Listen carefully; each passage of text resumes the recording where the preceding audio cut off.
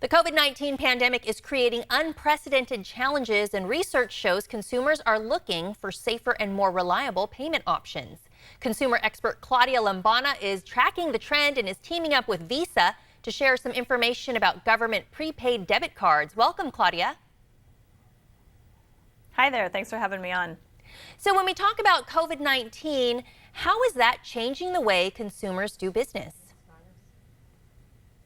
We have seen such a profound shift in the way consumers are spending, big changes and shifts in the amounts of money that people are spending and where they're spending them. So big drops when it comes to spending, of course, travel and lodging, the logical ones, but we've also seen big drops in fitness and in apparel of spending in those categories. Where we've seen increases of consumer spending are in the categories of groceries, food delivery, health and beauty, and home improvement. And certainly a big part of the story when it comes to consumer spending during this crisis is online shopping. Spending online and e-commerce has seen huge increases. In fact, April of this year was up 209% over April of last year when it comes to online spending. So certainly a trend we expect to continue as consumers get and stay comfortable with making their purchases online.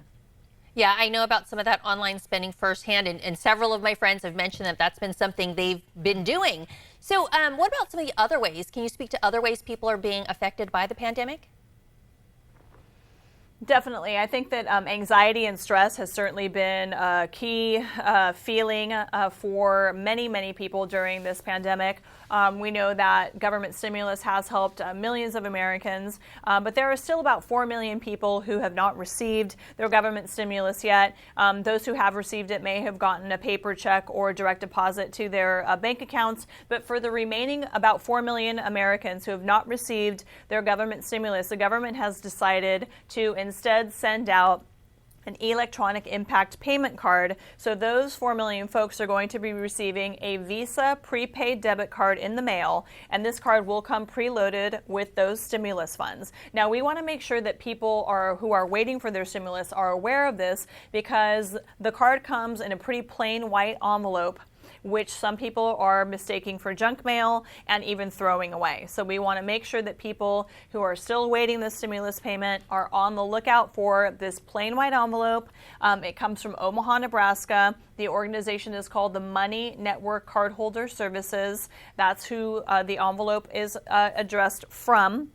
So make sure that if you see that in the mail, you open it up so that you can get your stimulus payment in the form of the Visa prepaid debit card. I think it's great that you're pointing that out, because people are probably looking for something else. If they do get a card in the mail, do they need to do anything with it other than use it to spend? Yes, right, exactly. Don't throw it away.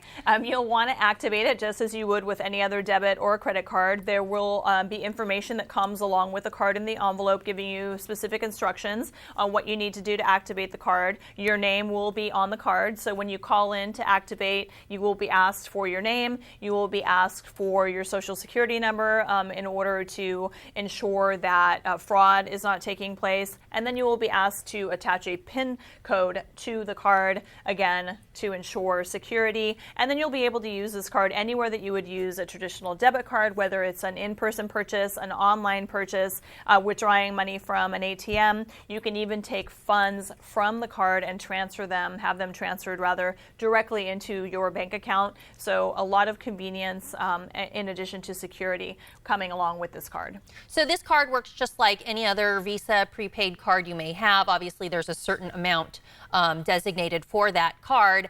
In terms of safety, any other ways they can protect themselves and their money?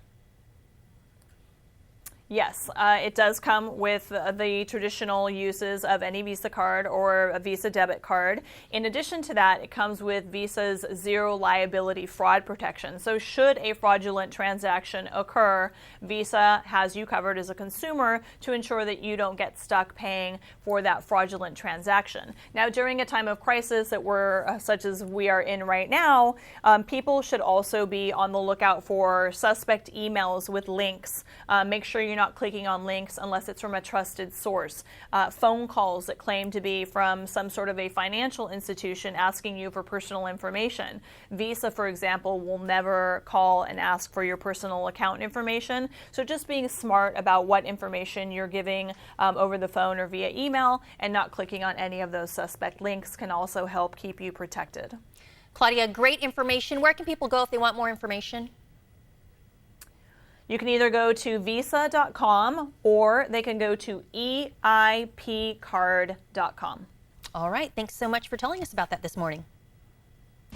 This interview involves commercial content. The products and services featured appear as paid advertising.